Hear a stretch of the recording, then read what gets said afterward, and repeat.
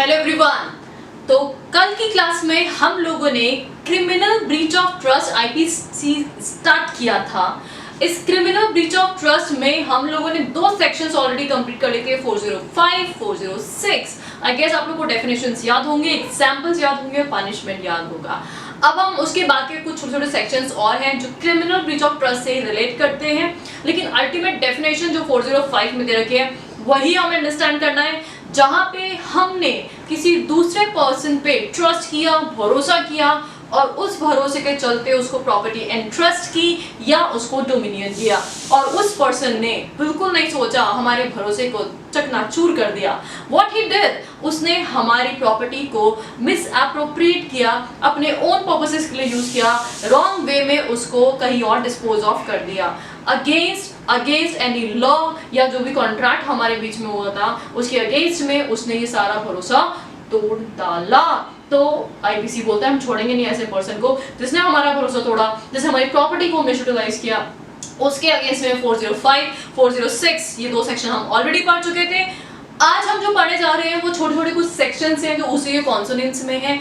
बस यहाँ पे ये बोला जा रहा है कि किस पोजीशन में उसने ऐसा भरोसा तोड़ा, कहाँ पे रहते हुए उसने वो आपका भरोसा तोड़ा। जितना क्लोज पर्सन होगा, जितना ज्यादा पावरफुल पर्सन होगा और वो अगर मिसयूटिलाइज करता है उस पर उतना ही बड़ा पनिशमेंट होगा। सिंपल सी बात है भाई, हमने जिस पे जितना ट्रस्ट किया उसका कंट्रोलिंग पावर उतना ज्यादा है, तो उतना ज्यादा वो पोजीशन में है कि हमें फ्रॉड दे सके, तो उसको कंट्रोल करना बहुत इंपॉर्टेंट है। अननोन पर्सन कोई भी कुछ गलत करे तो हमें इतना इशू नहीं होता। अगर आज मान लो आपके कोई भी अननोन पर्सन आपके मॉम डैड से आपकी चुगली करते हैं, है ना, तो आपको इतना फर्क नहीं पड़ेगा, ठीक है यार छोड़, कौन जानता है। लेकिन आपकी बेस्ट फ्रेंड आपके मॉम से जाके कुछ बोल दे तो आपको बहुत बुरा लगेगा, ऐसा लगेगा मैंने इस पे भरोसा किया, इसी ने ब्रीच कर दिया। तो एग्जैक्टली यहाँ पे क्या बोला जा रहा है कि यहाँ पे किस पोजीशन के अंदर ये काम किया है, अकॉर्डिंगली यहाँ पे पनिशमेंट डिफाइंड है। तो यहाँ पे तीन सेक्शंस बात करेंगे, 407, 408 एंड 409। तो सबसे पहले स्टार्ट करते हैं 407। अगर आप हैं कैरियर या वेयर हाउस कीपर की कैपेसिटी में, मतलब जो स्टॉक होल्ड करते हैं, अगर मैंने किसी वेयरहाउस कीपर को या कैरियर को अपना गुड्स दिया ये ट्रस्ट करके कि वो एक रेस्पेक्टिव डेट पे मुझे लौटाएगा, लेकिन उसने लौटाया नहीं, मिस एप्रोप्रिएट किया, तो वो यहाँ पे 407 के अंदर पनिशमेंट के लिए लायबल होगा। देखिए 405 से अलग डेफिनेशन नहीं है ये सिर्फ और सिर्फ डेजिग्नेशन है कि आपने कौन से डेजिग्नेशन में किस कैपेसिटी के अंदर फ्रॉड किया है, किस कैपेसिटी के अंदर मिस एप्रोप्रिएशन किया है। तो जैसे जैसे आपकी कैपेसिटी चेंज होती है पनिशमेंट्स भी चेंज होते हैं। तो यहाँ पे देखो इम्प्रिजनमेंट कितने साल का, 7 साल की जेल की सजा, 7 इयर्स का इम्प्रिजनमेंट है यहाँ पे। जबकि कल हमने 406 में सिर्फ 3 साल की जेल की सजा पड़ी थी क्योंकि वो जनरल था। मतलब अगर वो कैरियर नहीं है, वेयरहाउस कीपर नहीं है, इन जनरल उसने डोमिनियन एक्वायर करके अपनी पावर को मिसयूटिलाइज किया है, तो इन जनरल में 3 साल, और अगर वो इन रेस्पेक्टिव सेक्शन में फॉल कर रहा है तो अलग अलग पनिशमेंट्स रहेंगे। तो क्या रहेगा, अगर कैरियर का केस है तो 7 साल की जेल की सजा और फाइन तो है, and fine. Exactly same position है 408 के अंदर। 407 और 408 में पोजीशन सेम है, सिर्फ लोगों का नाम चेंज हो रहा है। यहाँ पे नाम है सर्वेंट एंड क्लर्क। अगर कोई पर्सन किसी ऑफिस में सर्वेंट है या कोई क्लर्क है, जैसे गवर्नमेंट डिपार्टमेंट में आप क्लर्क हैं, वहां पे काम कर रहे हैं, आप अपने एम्प्लॉयर के अंडर में काम कर रहे हैं, आप एम्प्लॉई हैं, और एम्प्लॉई अगर अपने एम्प्लॉयर के जो चीजें हैं उनको मिसयूटिलाइज कर रहा है तो डेफिनेटली उसका डोमिनियन था, उसका कंट्रोल था वहां पे। अगर वो सरकारी प्रॉपर्टी को मिस एप्रोप्रिएट कर रहा है तो डेफिनेटली उस पर भी सीरियस पनिशमेंट है, 7 साल की जेल की सजा और साथ ही में फाइन भी लग सकता है। और अभी पोजीशन और चेंज होगी। पब्लिक सर्वेंट है आप, बैंकर है, मर्चेंट या एजेंट है, पब्लिक सर्वेंट है, पब्लिक डेजिग्नेशन होल्ड करते हैं, बैंक में होल्डर। अरे यार आप बैंक में भरोसा करके बैंक में कैशियर को पैसा दे के आ रहे हो कि आपके अकाउंट में जमा कर दे, वो आपके अकाउंट में जमा करने के बजाय अपने खुद के पर्सनल अकाउंट में क्रेडिट कर दे, तो गया काम से, है ना। उसने कैश जो है वो आपके रेस्पेक्टिव अकाउंट में डालने की जगह खुद के पर्सनल अकाउंट में ट्रांसफर कर लें, तो वो कौन से सेक्शन में फॉल करेगा? 409 में फॉल करेगा। और 409 में इम्प्रिजनमेंट और भी सीरियस है, लाइफ टाइम इम्प्रिजनमेंट है, लाइफ टाइम इम्प्रिजनमेंट। और थोड़ा लेस सीरियस लगता है तो उस केस में 10 साल तक की जेल की सजा हो सकती है। और अगेन एंड फाइन तो है ही, और फाइन भी लगाया जा सकता है। इट डिपेंड्स है ना कि किस टाइप का इन्वॉल्व है, जितना भी है तो फाइन तो लगेगा ही लगेगा, ये मान के चलना। तो इस तरह से यहाँ पे 3 सेक्शंस हैं, 407, 408, 409। ये तीनों सेक्शंस जो है अलग अलग डेजिग्नेशंस की बात कर रहा है। तो 407 और 8 तो दोनों सेम ही है, सेम टाइप के पनिशमेंट्स की बात करते हैं। लेकिन 409 जो है पब्लिक सर्वेंट के केस में आपकी जिम्मेदारी और ज्यादा बढ़ जाती है। आज हर कोई मोदी जी के बारे में बोलता है कि मोदी जी ने ये करना चाहिए था, वो करना चाहिए था। He is a public servant, India को रिप्रेजेंट करते हैं, डेजिग्नेशन होल्ड किया प्राइम मिनिस्टर का, तो जितनी बड़ी डेजिग्नेशन है उतनी बड़ी जिम्मेदारी है। आज आपको कोई थोड़ा कि बोलता है आपको ये करना चाहिए था, नो, हमारी कोई औकात ही नहीं है। मेरे को आके थोड़ा कोई बोलता है कि मैम आपको ये करना चाहिए था, हमारी कोई औकात ही नहीं है भैया, इंडिया में हमारी कोई औकात नहीं है। तो जब औकात ही नहीं है तो कोई आकर के बोलता भी नहीं है, उंगली भी नहीं करता कि तुमने ये क्यों नहीं किया। लेकिन मोदी जी को बोलता है भैया आपने क्यों नहीं किया, ये आपको ये करना चाहिए था। हर कोई आकर के पिन पॉइंट कर सकता है उनको। इसका मतलब जो पर्सन जितनी बड़ी पोजीशन होल्ड करता है उसकी जिम्मेदारी उतनी ही ज्यादा होती है, और उसके पास डोमिनियन उतना ज्यादा होता है, कंट्रोल उतना ज्यादा होता है, इंटरेस्टेड उतना ज्यादा होता है। तो उस इंटरेस्टमेंट को, उस डोमिनियन को आप अपने पर्सनल बेनिफिट्स के लिए यूज नहीं कर सकते। Got it? I guess clear है आपको? तीनों सेक्शंस के पनिशमेंट समझ में आ गए होंगे आप लोग को। एक केस स्टडी हम पढ़ते हैं, बागा Singh versus state of Punjab. इस केस में क्या हुआ था? बेसिकली एक टैक्स जो है कलेक्शन ऑफिसर था, उसने लोगों से टैक्स के अरियर्स कलेक्ट किए थे, और टैक्स अरियर्स कलेक्ट करने के बाद उसको डिपॉजिट कराना था जो अकाउंट था उसमें, बट उसने डिपॉजिट नहीं कराया। 5 महीने अप्रॉक्स निकल गए और 5 मंथ्स तक उसने वो पैसा जमा नहीं कराया। केस हुआ उसके अगेंस्ट में कि भाई आप पोजीशन में हैं, डोमिनियन पोजीशन में हैं, आप पे इंटरेस्ट किया गया है कि आप जो भी लोगों से टैक्स कलेक्ट करेंगे वो इमीडिएट इफेक्ट से जमा कराएंगे। 5 महीने हो गए, आपने क्यों नहीं जमा कराया? तो ही सेड कि मैंने कैशियर को पैसा दे दिया था, को अक्यूज था यहाँ पे, उसको कैशियर को मैंने पैसा दे दिया था और उसको मैंने बोल दिया था कि भाई आप पैसा जमा करा दो, but he delayed in deposit. मेरी कोई गलती नहीं है इसमें, है ना। अब जो कैशियर था उसने साफ साफ कोर्ट में मुकर गया। ही सिंपली सेड कि नहीं जज साहब, नहीं जज साहब, मेरे को कोई पैसा दिया नहीं, ये झूठ बोल रहा है, ये एकदम झूठ बोल रहे हैं, मैंने कुछ नहीं किया, मेरे पास कहाँ से आया, मैं तो कैशियर हूँ भाई, मेरी कहाँ औकात, ये सारे काम तो मैं तो सिर्फ काउंटिंग करता हूँ, आया गया टोटल लगाता हूँ, बाकी ये तो सब उनकी जिम्मेदारी है, मैंने कुछ नहीं किया। साफ साफ मुकर गया।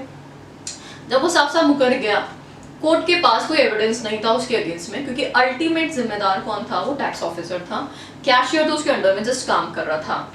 तो ऐसे में उस कैशियर के अगेंस्ट में कोई एविडेंस नहीं मिलने की वजह से कोर्ट ने कैशियर को, अक्यूज्ड को जो है एक्विंट कर दिया, अक्यूंट छोड़ दिया, फ्री कर दिया, सेट फ्री। एविडेंस ही नहीं है तो क्या कर लोगे अब आप?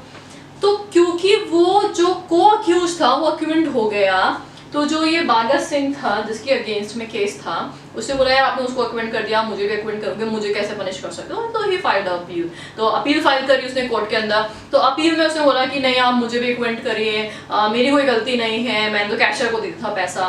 तो वहां पे कोर्ट सेड कि बागा Singh just relax, just calm down, देखो भाई तुम्हारे कैशियर के अगेंस्ट में कोई एविडेंस नहीं है इसलिए वो अक्वेंट हो गया, लेकिन अल्टीमेट जिम्मेदारी तुम्हारी थी, तुम इंटरेस्टेड विद दैट मनी थे, तुम्हें इंश्योर करना चाहिए था इमीडिएटली कि क्या उसने पैसा जमा, मान लेते हो तुमने उसको दिया था, मान लेते हैं दिस इज यूम, तो तुम्हें इंश्योर करना चाहिए था वो पैसा जमा हुआ कि नहीं हुआ। तुम रिस्पॉन्सिबल, तुम पे भरोसा किया था, उस कैशियर पे भरोसा नहीं किया था, तुम पे भरोसा किया था, तुम्हें ये काम करना चाहिए था, टाइमली डिपॉजिट करना चाहिए था, तुमने नहीं किया, तुमने भरोसा तोड़ा, ब्रीच किया, ब्रीच ऑफ ट्रस्ट किया। तो ये breach of trust criminal breach of trust माना जाएगा। इसलिए mister Baga Singh you are guilty, you are guilty. मुझे बताओ कौन से सेक्शन में गिल्टी है वो? 407 में? क्या वो कैरियर है? नो, वो कोई वेयर हाउस कीपर या कैरियर थोड़ा है। 408 सर्वेंट या क्लर्क है? नो, 409 पब्लिक सर्वेंट है, yes of course he is a public servant. तो इस केस में जो बागा सिंह था, he was convicted under section 409। तो 409 के तहत उसको पनिश किया गया था। आई गेस ये सेक्शन और ये साथ ही में आपको एक केस स्टडी समझ में आ गई होगी। एक बार फटाफट से यहाँ तक नोट डाउन कर लीजिए, फिर और इंटरेस्टिंग केस स्टडीज हम आगे करते हैं।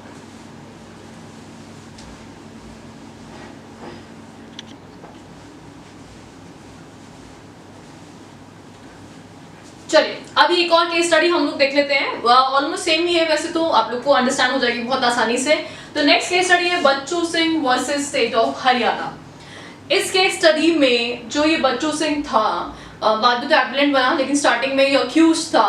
तो ये जो बच्चू सिंह था, he was ग्राम सचिव for the last 8 years and he was collecting taxations from the villagers. So what he did, he collected tax from the villagers but he did not make the deposit of the same. Deposit नहीं किया उसने। तो आप लोग बताओ मुझे कौन सा सेक्शन एप्लीकेबल है, कौन सा वाला आएगा जल्दी बताओ। 406, 7, 8 और 9। तो ऑब्वियसली 409। तो अगेन सेक्शन 409 के अंदर, क्योंकि इज अ पब्लिक सर्वेंट था, उसको एंट्रस्ट किया गया था, उसकी लाइबिलिटी थी कि जो उसने as a public servant taxation collect किया है विलेजर्स से, उसने अप्रॉक्स 30 विलेजर्स से हाउस टैक्स कलेक्ट किया था और हाउस टैक्स कलेक्ट करने के बाद खुद ही की जेब में रख लिया, हाथ हुए सरकार का पैसा खुद ही की जेब में डाल के रख लिया। तो अगर उसने ऐसा किया है, अकाउंट में डिपॉजिट नहीं कराया है, तो 409 में क्रिमिनल ब्रीच ऑफ ट्रस्ट के अंदर लायबल होगा। देखिए ये सेक्शन बनाना बहुत इंपॉर्टेंट है, नहीं तो क्या होगा कि हर पर्सन जो रेवेन्यू डिपार्टमेंट में है, वो सरकार का जितना भी पैसा है, जनता जितना भी पैसा देगी, वो अपने अपने अकाउंट में भरते रहेंगे, उस अकाउंट में अरबों खरबों रुपए जमा हो जाएगा। तो ऐसा अगर किया जाएगा तो डेफिनेटली इंडिया तो लूट ही जाएगा। तो ऐसे लोगों को डर होना चाहिए। Life time imprisonment, just imagine, मतलब आपने पैसे का हेरफेर किया, जिंदगी भर जेल में सड़ना पड़ेगा आपको, चक्की पीसिंग एंड पीसिंग। तो आप सोच लो कितना सीरियस पनिशमेंट है। तो आप आसानी से पैसे को ऐसा इधर उधर गायब नहीं कर सकते, अपने पोजीशन का मिस यूटिलाइजेशन नहीं कर सकते।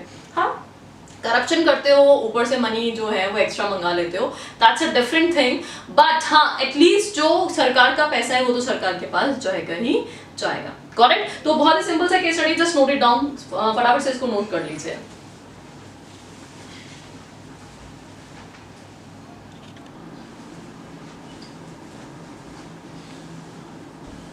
चलिए अब हम नेक्स्ट डेफिनेशन स्टार्ट करने जा रहे हैं, दैट इज चीटिंग। अच्छा, यहाँ पे आईपीसी में फ्रॉड जैसा टर्म यूज नहीं किया गया है, यहाँ पे चीटिंग वर्ड यूज किया गया है। और हम बहुत पॉपुलरली सेक्शन 420 420 सेक्शन के बारे में बहुत अच्छे से सुनते आ रहे हैं, लेकिन एक्चुअली मैं आपको बता दूं सेक्शन 420 चीटिंग को नहीं प्रेस्क्राइब करता है। सेक्शन 415 जो है वो चीटिंग को प्रेस्क्राइब करता है कि चीटिंग होती क्या है। आपने बहुत सारी मूवीज में देखा होगा 420 में इसको 420 के अंदर अक्यूज्ड को गिल्टी फाइंड किया गया। It's not like that. Actual में चीटिंग का जो सेक्शन है आईपीसी में, दैट इज 415। चीटिंग क्या होती है एक बार वो समझते हैं। हम बहुत बार इन जनरल यूज करते रहते हैं, इसने मेरे को चीट कर दिया, इसने मुझे धोखा दे दिया। कैसे धोखा दिया, कैसे चीट किया? झूठ बोल करके, रॉन्ग इंफॉर्मेशन, रॉन्ग इंप्रेशन दे करके। मैं जो करना चाह रही थी वैसा नहीं कर पा रही हूं क्योंकि मेरे माइंड में बहुत सारी रॉन्ग इंफॉर्मेशन पुट कर दी गई है। अगर किसी पर्सन ने मैलाफाइडली डिसिट करने के इंटेंशन से नोइंगली किसी दूसरे पर्सन को ऐसी इंफॉर्मेशन प्रोवाइड किया है जिसकी वजह से या तो वो अपनी प्रॉपर्टी को बेच दे, ट्रांसफर कर दे किसी दूसरे को, या फिर अगर ट्रांसफर कर रहा था तो अब ना करे, या कोई भी ऐसा एक्ट या ओमिशन वो करे जिससे उस पर्सन को क्या हो जाए, नुकसान हो जाए। नुकसान किसी भी चीज का हो सकता है, नुकसान उसकी प्रॉपर्टी का हो सकता है, नुकसान उसका रेपुटेशन का हो सकता है, जो भी उसको लॉस हो रहा है वो उसको मेंटली लॉस भी हो सकता है। तो किसी भी टाइप का अगर उसको नुकसान हो रहा है तो it is termed as cheating. एक बार वर्ड टू वर्ड पढ़ते हैं कि क्या लिखा है सेक्शन 415 में। whoever any person by deceiving any person fraudulently and dishonestly मतलब हम क्या करें, मैनाफाइडली, रॉन्ग मैनर के अंदर ये सब काम अनजाने में नहीं किया जा रहा है, जानबूझ करके प्लान्ड वे में सब कुछ किया जा रहा है। देखो अनजाने मैं बिलीव करती हूँ किसी चीज पे और फिर मैंने आपको इन्फॉर्मेशन दी, तो अगर मैं किसी चीज पे बिलीव करती हूँ और फिर मैं आपको इन्फॉर्मेशन दे रही हूँ तो मैं कोई फ्रॉडुलेंटली डिसऑनेस्टली नहीं बोल रही हूँ। मैंने आपको बोला कि this is the right time to buy real estate, मैंने आपको बोला जाकर के रियल एस्टेट प्रॉपर्टी खरीद लो, और मेरे कहने पे आप खरीदना नहीं चाहते थे लेकिन मेरे कहने पे आपने खरीद ली प्रॉपर्टी, तो यहाँ पे मेरा कोई डिसऑनेस्ट इंटेंशन नहीं था। अगर आपको कोई लॉस हो रहा है वहां पे तो इसके लिए मैं चीटिंग के लिए लायबल नहीं मानी जाऊंगी। लेकिन अगर मैं जानबूझ करके प्लानिंग करके आपको बोलती हूँ कि इस पर्सन से प्रॉपर्टी खरीदो, बहुत सही रेट पे आ रहा है, इसकी मजबूरी भी बेचने की, इसको है ना कुछ बहुत सारी इवेंट है, बिजनेस में लॉस हो रहा है तो इसको प्रॉफिट बिल्कुल नहीं है, ये बिजनेस कंटिन्यू नहीं करना चाहता, बेच रहा है, बहुत सही रेट पे बिक रहा है, अगर ऐसा मैं आपको इंड्यूस कर रही हूँ और आप मेरी बातों में आकर के प्रॉपर्टी खरीद रहे हो, एक्चुअल में खरीदना तो नहीं चाहते थे लेकिन क्योंकि मैंने काउंसिल ऐसा कर दिया रॉन्ग फैक्ट्स और इन्फॉर्मेशन दे करके, जबकि ना तो वो कम प्राइस पे बेच रहा था ना कोई उसकी मजबूरी थी, तो लेकिन फिर भी उसको प्रॉफिट कराने के लिए मैंने आपको काउंसिल कर दिया, आपको इंड्यूस कर दिया। तो ऐसा अगर मैंने किया तो आपको लॉस हो गया, आपको मॉनेटरी लॉस हो गया। तो अगर मैं ऐसा कर रही हूँ तो that is termed as cheating, है ना। इसके एग्जांपल्स बहुत सारे देखेंगे, एक बार डेफिनेशन देखते हैं। तो what is being recorded, induces, fraudulently induces any person so deceive to, काय के लिए इंड्यूस कर रहे हो, किस बात के लिए इंड्यूस कर रहे हो, देखो deliver any property to any person, property है ए की, ए को इंड्यूस किया, मेरा नाम है एक्स, मैंने ए को इंड्यूस किया, इसको मोटिवेट किया, इसको एक्साइट कर दिया, और एक्साइट करके क्या बोला, भैया तो अपनी प्रॉपर्टी ना बी को बेच दे, बेस्ट है तो बेस्ट प्राइस मिलेगा, ऐसा इंड्यूस करना। या फिर consent that any person shall retain any property, अब मान लो सी जो ए है ना, ए अपनी प्रॉपर्टी बी से लेना चाह रहा था लेकिन एक्स ने इस ए को ऐसा काउंसिल किया कि मतलब वापस उसकी प्रॉपर्टी रहने दे उसके पास, ही अच्छा है अभी उसी के पास रहने दे, अब this is not a right time, सही टाइम पे लेना उससे प्रॉपर्टी, उसके दिमाग में पता नहीं क्या कचरा भर दिया। तो ये बोला हाँ यार सही बात है ना, हमको ऐसे कई सारे काउंसलिंग करने वाले लोग मिल जाते हैं तो ब्रेन वॉश कर देते हैं। तो अगर उसने ऐसा ब्रेन वॉश किया, जैसे उसने बोला कि यार उसी पर्सन को रिटेन करने दे प्रॉपर्टी, तो consent that any person shall retain any property, ऐसा कंसेंट आपने करवा लिया उससे, ऐसी परमिशन ले ली है, तो बोले हाँ ठीक है यार रहने दो, बी के पास ही रहने दो, किसी भी टाइप से काउंसिल कर दिया। या फिर intentionally induce the person so deceived to do or omit to do anything, ऐसा कोई भी काम करने या नहीं करने से आपने उसको ब्रेन वॉश कर दिया, उसको डाइवर्ट कर दिया है। वो करना चाह रहा था प्रॉपर्टी सेल, आपने रोक दिया उसको, प्रॉपर्टी सेल नहीं करने दिया क्योंकि आपको खरीदनी थी वो प्रॉपर्टी। वो खरीदना चाहता था प्रॉपर्टी, आपने उसको खरीदने नहीं दी प्रॉपर्टी। वो अपनी प्रॉपर्टी को अभी खरीदना नहीं चाह रहा था लेकिन फिर भी खरीदवा दी। मतलब ऐसा कोई भी एक्ट या कोई भी ओमिशन जो which he would not do or omit if he were not so deceived,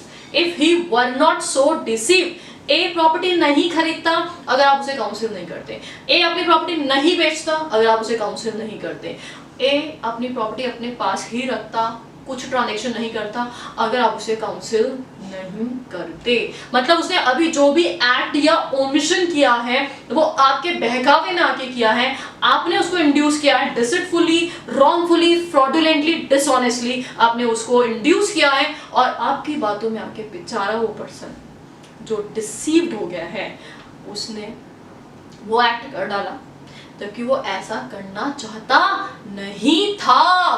तो उस केस में क्या होगा, एंड विच एक्ट या ओमिशन कॉजेज और is likely to cause damage या हार्म, ये एक्ट क्या है, उसको हार्म कर रहा है, कॉज कर रहा है। किसको हार्म कर रहा है, उसकी बॉडी को, उसके माइंड को, उसकी रेपुटेशन को, या फिर उसकी प्रॉपर्टी को। आपने देखा इसका एम्बिट कितना बड़ा है, यहाँ पे सिर्फ और सिर्फ पैसे की बात नहीं हो रही है, आप वो काम ऐसा कर दिया जो वो करना नहीं चाहता था, आपने उसको ब्रेन वॉश कर दिया, बाद में उसको गिल्टी फील हो रहा है, मतलब उसके ब्रेन में आपने ऐसी बातें डाल दी, उसको ऐसा आपने बेचारे को सोचने में मजबूर कर दिया कि ये काम कर डाल, और उसने वो काम कर डाला। तो इसका मतलब यहाँ पे आपने क्या किया, उसके साथ चीटिंग किया है। तो कौन सा सेक्शन एप्लीकेबल हो गया, सेक्शन 415 एप्लीकेबल हो गया। अब देखो ये सारी जो बातें हैं इनको मैं कुछ एग्जांपल्स, बहुत इंटरेस्टिंग एग्जांपल्स से आपको समझा देती हूँ। से लेट्स अज्यूम, इसके एग्जांपल्स इलस्ट्रेशन सेक्शन 415 में इटसेल्फ गिवन है। से मान लो लेट्स अज्यूम आज कोई डायमंड का नेकलेस है, एकदम चमचमाते हुए डायमंड्स। अच्छा, रियल है कि आर्टिफिशियल है, किसको पता, किसको पता। मान लो मैं ज्वेलर हूं और मैं आपको बोलूं ये जो रिंग पहन रखी है ना मैंने, रिंग ये ना रियल डायमंड की है और इसकी प्राइस जो है ना वो 10 लाख रुपीज है, ऐसा मैंने बोला, और 10 लाख में रिंग बेच दी। जबकि एक्चुअल में ये रिंग जो है वो अमेरिकन डायमंड है, मतलब रियल डायमंड नहीं है, एडी है, और इसकी प्राइस 10,000 रुपये भी नहीं है, और मैंने आराम से 10 लाख रुपए खरीद लिए। ऐसा अगर मैंने किया तो what I have done a cheating. वो पर्सन नहीं खरीदता इस रिंग को 10 लाख में अगर उसको ये पता होता कि ये रिंग एडी की है। बात समझ में? दूसरा एग्जांपल सुनो। से लेट्स अज्यूम कोई पर्सन जानबूझ करके कोई बिल या कोई से मान लीजिए कोई भी बिल्स ऑफ एक्सचेंज या कमर्शियल पेपर इनमें साइन करता है जानबूझ करके, इंटेंशन से क्लियर कट है मेरे अकाउंट में कोई पैसा वैसा नहीं है, मैं पैसा नहीं दूंगा, गुड्स का सप्लाई ले लेता है, सर्विसेज का सप्लाई रिसीव कर लेता है और चेक बाउंस करवाता है इंटेंशनली। इसका मतलब क्या कर रहा है? चीटिंग कर रहा है। से एक और एग्जांपल लूं, मान लो एक शॉप पे एक पर्सन आता है, बायर, वो अपने आप को बताता है मैं सिविल सर्विसेज में हूँ, सिविल सर्विसेज कोई भी हो सकता है, आईएएस ऑफिसर या कोई भी, और वो बोलता है कि मैं ना यहीं पे पड़ोस में रहता हूँ और अभी रिसेंटली शिफ्ट हुआ हूँ, मुझे कुछ घर के राशन का सामान चाहिए। अब शॉपकीपर, यार आईएएस ऑफिसर ऐसे सुन करके किसी को भी लगेगा ना, कोई बोले आईपीएस ऑफिसर हूँ या कुछ भी, तो उसने हाँ सर बिल्कुल आप लीजिए, बोले मेरा अकाउंट स्टार्ट कर देना, मंथली पेमेंट कर दूंगा। उसने सोचा ठीक है, और आईएएस ऑफिसर से कौन पैसा मांगे, तो उसने पैसा नहीं मांगा, क्रेडिट पे दे दिया उसको गुड्स, और वो भाई साहब फरार हो गया, जबकि वो आईएएस ऑफिसर था ही नहीं। उसने प्रिटेंड किया कि ही वाज आईएएस ऑफिसर। उसको ये बात अच्छे से पता था अगर मैं ऐसे नॉर्मल इंसान बन के जाऊंगा ना, मिडिल क्लास नॉर्मल सा, कि भैया उधार पे दे दो, देगा ही नहीं उधार पे, और आपका इंटेंशन पैसा देना है भी नहीं, आपका कोई इंटेंशन नहीं है कि आप उस रेस्पेक्टिव अमाउंट को लौटाओ, इसका मतलब आप उस शॉपकीपर पे चीट कर रहे हो। One more example we can take. से मान लो मैं पेंटिंग्स की बहुत बड़ी फैन हूँ, मुझे बहुत अच्छी लगती है पेंटिंग्स, और मैं महंगी पेंटिंग्स जो है वो परचेज करती हूँ, और मैं एमएफ हुसैन की बहुत बड़ी फैन हूँ।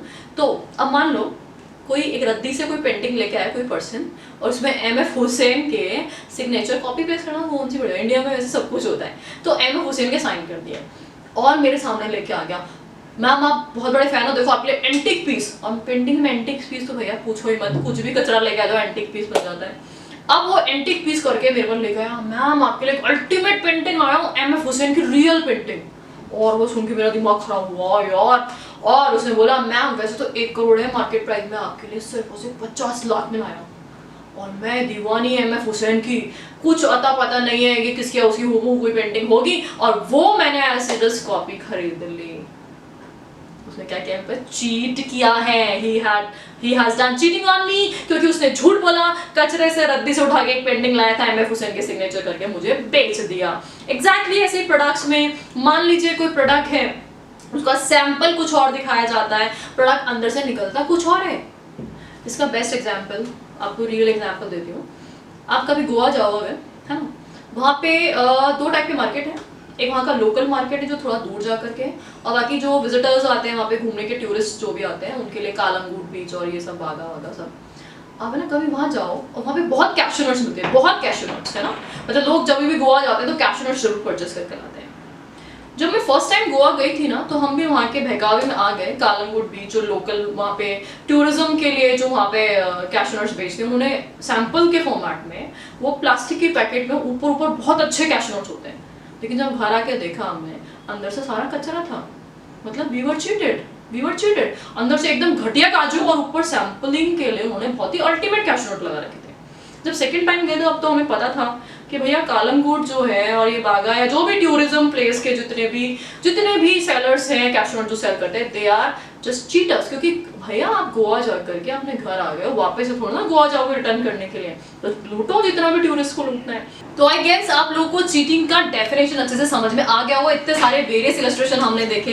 तो कहीं भी किसी भी पर्सन को डिसीटफुली डिसिटफुली उसके एक्ट को चेंज कर देना, ब्रेन वॉश कर देना, वो जो करना चाह रहा था वो उसको नहीं करने देना, या वो जो नहीं करने जा रहा था वो करने के लिए उसको मोटिवेट कर देना, इज नोन एज चीटिंग। अगर उससे क्या हो रहा है, उसको लॉस हो रहा है, कौन कौन सा लॉस हो सकता है, उसको बॉडीली लॉस हो सकता है, माइंड का लॉस हो सकता है, या उसकी रेपुटेशन का लॉस हो सकता है, या किसी भी प्रॉपर्टी का लॉस हो सकता है। आई गेस आप लोग को चीटिंग की डेफिनेशन से समझ में आ गई है, फटाफट से इसको नोट डाउन कर लीजिए। Thank you so much.